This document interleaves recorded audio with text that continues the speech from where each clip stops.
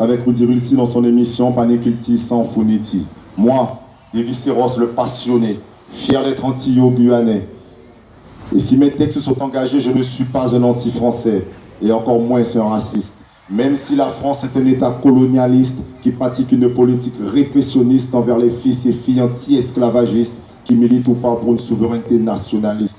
Raconter la vérité est ma priorité, n'en déplaise aux initiés. Je ne cherche pas à me dédouaner, mais juste à mon peuple parler. Les Blancs enseignent l'histoire des Blancs aux Blancs. Les Indiens enseignent l'histoire des Indiens aux Indiens. Les Chinois aux Chinois et les Nègres d'être enseignés par tous sauf par eux-mêmes. Priver un peuple de son passé, l'affubler de noms injurieux pour l'empêcher de se relever est la pire bassesse de cette société. Nous sommes devenus les serpillères de l'humanité. On se déchire entre nous, contaminés par le virus Lynch. Nous poussons l'un et l'autre à se lyncher. Les béquets de leur côté regroupés, les Indiens en communauté, les Haïtiens en diaspora unifiés, subissant le mépris guadeloupéen, guyanais, martiniquais, et les Noirs français d'être divisés, les Nègres toujours à lutter, et les Blancs à profiter qu'on soit tous montés les uns contre les autres. Les Blancs n'aiment pas les béquets n'aiment pas les Indiens n'aiment pas les Nègres, et les Nègres continuent de se bouffer entre eux. Les Guadeloupéens détruisent les Guadeloupéens. Autant de disparités sur une île où on doit tous cohabiter. Autant d'imbécilités qui ne nous fait pas avancer. On tire vers le zéro notre humanité. Et les Martiniquais détruisent les Martiniquais comme les Guyanais pètent le tchou des Guyanais. Trop de jalousie, toujours à s'envier. Nous refusons que nos frères réussissent. Traitons nos femmes de tous les noms pour leur ascension. Minimisons nos enfants qui connaissent le succès comme si nous devions valoriser la médiocrité. Tout le temps à critiquer sans jamais rien proposer. On se dit fier d'être ce qu'on est, mais qu'est-ce qu'on est?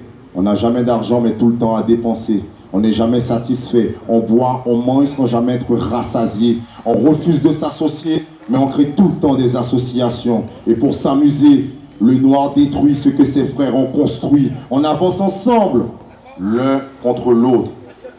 On cherche à s'enrichir sur la misère du peuple, toujours présente à tous les programmes politiques aussitôt balayés par l'après-médiatique. Les candidats sont devenus des gladiateurs qui se présentent en sauveurs, cherchent à séduire les électeurs et après de se cacher comme des voleurs. Ils surfent sur nos propres erreurs. Leur programme ne pèse pas un gramme, car même s'il est fourni, voire trop fourni, il sera toujours plus léger que la tonne de problèmes qu'ils ont laissé s'accumuler.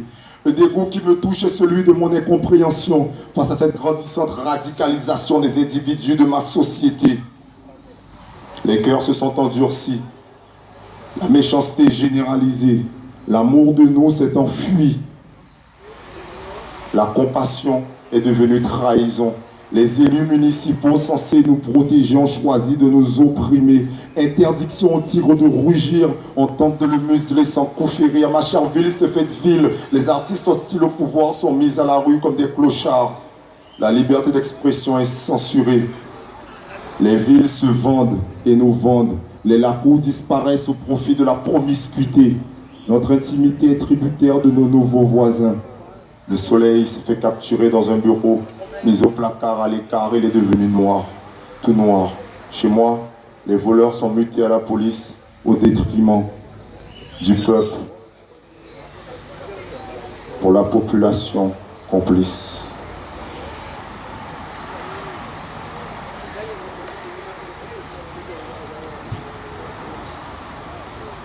Je vous ai dit que l'amour de nous s'était enfui, que la compassion était devenue trahison, que les lacous disparaissaient au profit de ces grands bâtiments. Que notre intimité était tributaire de nos nouveaux voisins. Vous devez aussi savoir que les jeunes et les vieux sont dans le même bateau. En période électorale, nous sommes à la mode. Et après, des parias rejetés et oubliés. Les Français tuent les Français et oublient qu'un peuple sans seigneur et jeunesse est voué au déclin. Je voudrais aussi saluer tous les ouvriers salariés qui doivent tous les jours se réveiller pour aller travailler, presque à quémander pour dans leur société subsister et continuer à nos enfants donner à manger. Nous croyons tous en Dieu, mais on ne se parle plus, on ne se regarde plus. Quand l'un de nous dit bonjour, on le prend pour un fou. On se bouscule sans s'excuser, comme si parler était devenu inutile. Dieu est devenue une arme massive de lobotomisation. Les croyants sont devenus plus dangereux que les athées en faisant plus de mal qu'eux. Je pourrais encore et encore vous parler tellement je vous aime. Mais il est un temps pour entendre et un autre pour comprendre. Celui qui ne regarde qu'avec ses yeux est un aveugle. Alors je voudrais aussi saluer, même si j'accuse souvent la politique locale et nationale, je voudrais aussi saluer tous ceux et celles qui respectent leurs engagements, car ils existent, ces politiciens et politiciennes honnêtes.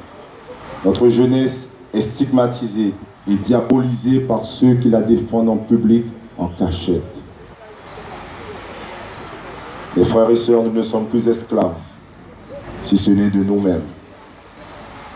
La Guadeloupe est une île, mais les Guadeloupéens sont une nation. Un arc bandé prêt à découcher la vérité dans un gong sans bombe. Il faut nous unir, tous ensemble, blancs, noirs, indiens, chinois, tous ensemble contre ceux qui veulent nous désunir. Car le noir n'est pas synonyme de désespoir. Moi, je crois en vous. Je crois en vous et je crois en nous. Je crois en nous tous. Mais est-ce que vous croyez en vous? Est-ce que vous croyez en vous? C'est la question que je vous pose à tout un chacun.